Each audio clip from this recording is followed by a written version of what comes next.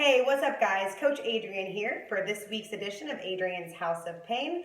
I'm really excited to keep the ankle and hip mobility going. It really seems to be making a big difference in the gym, and I'm really happy to see all you guys trying to stay more involved with your mobility and getting your body moving the best it possibly can for in the gym and in life. So today we are going to focus a little bit more on our foundation. So a lot of times we forget to focus on the places that don't seem to cause us as many problems, right? So our calves will be tight, our hips will be tight, we'll feel some tightness in the front of our shins, our tibialis, maybe some shin splints, stuff like that. For some of you guys that don't know how to run, you're running with the improper running mechanics, so it's creating a lot of ankle tightness, but most of all, it's creating tightness of our feet. On the bottom of our feet. So today I want to touch on that a little bit, and I do want to just make sure you guys are focusing on your jumping mechanics and classes. I know it's hard to slow down and focus on that stuff, but as long as you spend just a second every day just trying to perfect that movement, you will get better in the running department and jumping department, which will really help also the bottom of your feet, which will transfer all the way up your body. So like I said, we're going to do our feet. So I'm in my kitchen, and that's just a way for you guys to see that this is something great you can do in between things, 2 to 3 minutes on one foot, 2 to 3 minutes on the next foot. All you need is a little cross ball. Even if you have a golf ball, something like that is great to use at home. This is something that can, again, be really painful. That's shockingly painful that you're like, what? My foot is that tight?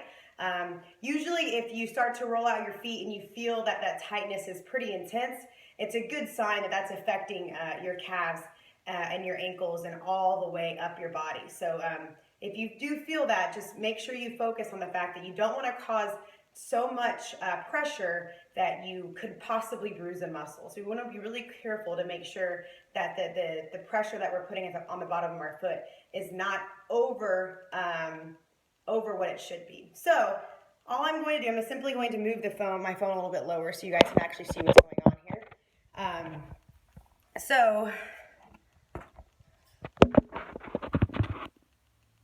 So what we're going to do is we're simply going to put the lacrosse ball, and this isn't.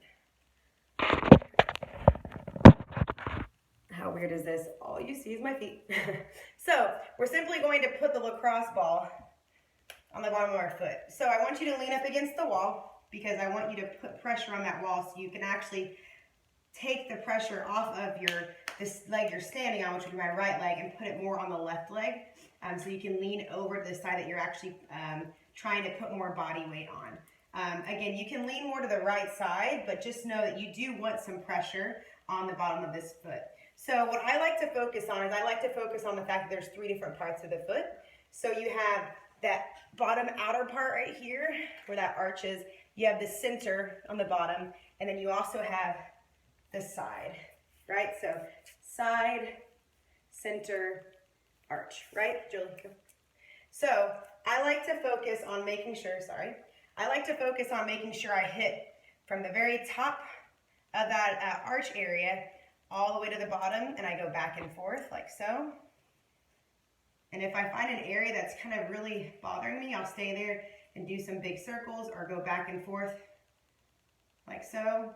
And once I spend about a minute on that one strip of that muscle, then I'll move to the center. So if you think about this part of the foot right here, the bottom of the foot actually does draw into this part of your calf and your shin, which will go up to your knee and up to your hip. So the more you focus on an area that you know is bothering you, the better. So then you go to your center of your foot, kind of move through there, go back and forth, and then the outer. Every foot will be a little bit different just based on compensation patterns. So I would spend 3 minutes or so on each side, 1 on each part of the muscle of the part of the foot.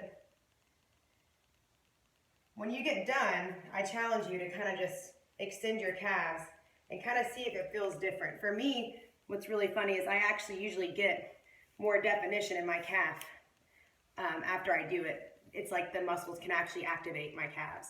So, sorry, Jolie. So,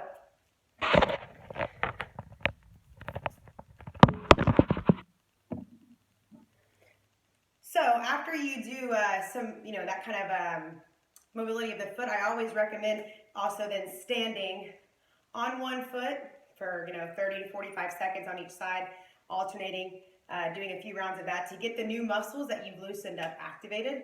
Another thing that you can do is put a cushion down, like a seat cushion or a cushion from the couch, and just kind of stand on that. It'll wake all those muscles up that have been kind of dormant for a while, that have been super tight, so we can get those moving, so those protect you. The tighter the muscles of your feet are, the harder it is for your calves and muscles like that to actually not compensate. So there's a lot of times where when we're running incorrectly or doing incorrect jumping patterns, running patterns and stuff like that, our calves and our tibialis, our Achilles can take the brunt of our gait or how we actually make our strides in any of our movement patterns. So I hope you guys find this really helpful. Again, it's something that I can see a massive change on myself. We'll be doing this in classes this week. So come ready and prepared to take off your shoes. Ladies, if you want to get some pedicures. Men, if you want to clip your toenails. So let me know how it works, and I'll see you next week.